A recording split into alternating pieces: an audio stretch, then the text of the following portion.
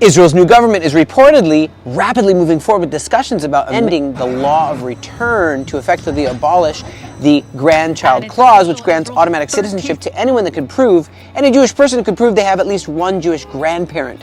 This news is of particular importance to potential immigrants from places like Russia and Ukraine, who often make use of the grandchild clause because they don't possess the documentation of their Jewish status. They don't have the records, lots of records in the last 70 years of the Soviet regime in those two countries are notoriously incomplete and poorly maintained. In addition, many Jews from these countries do not meet the rigorous standards of halakha that's imposed by the Israeli chief rabbinate of the Orthodox Jewish establishment. The law of return and its grandchild clause have been normative part of Israel's law and the law codes for decades and has rarely even come up for discussion.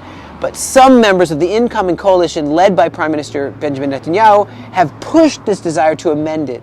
Meanwhile, the war in Ukraine has driven the largest influx of new immigrants to Israel in many years since it began on the 24th of February of last year and has continued to increase and intensify this week. Reports indicate that both sides of the conflict sustained heavy losses in the closing weeks of 2022, including large numbers of soldiers from elite units.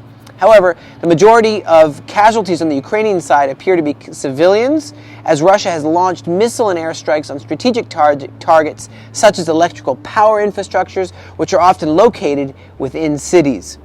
We have information that Russia is planning a protracted attack using Iranian-built Shahed drones, like these suicide drones. President Volodymyr Zelensky says in his nightly video address on the evening of the 2nd of January, he says, it is probably banking on exhausting our people and our anti-aircraft system and our energy. That's what he thinks Russia's strategy is. What does all this mean?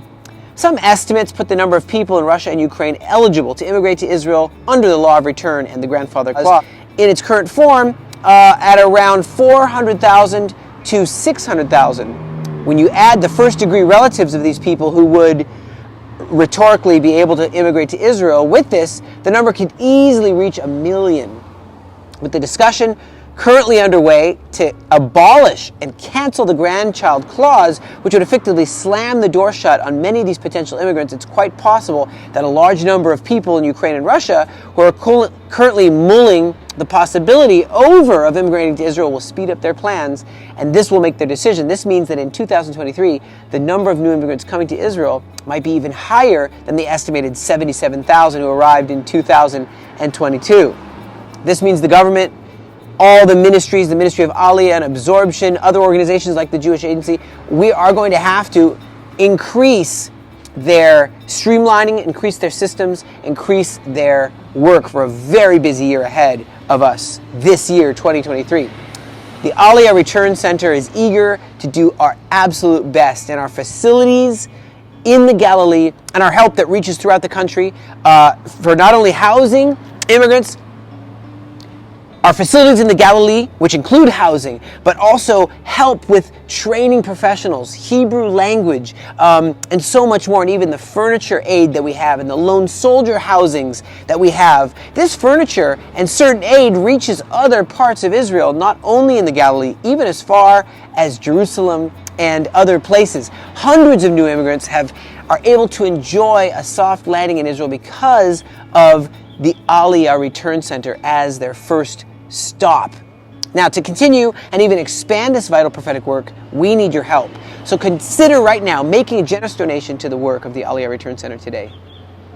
Thank you so much for joining us. We look forward to keeping you posted as to the latest developments that relate to Aliyah and return and restoration. God bless you from the land of Israel.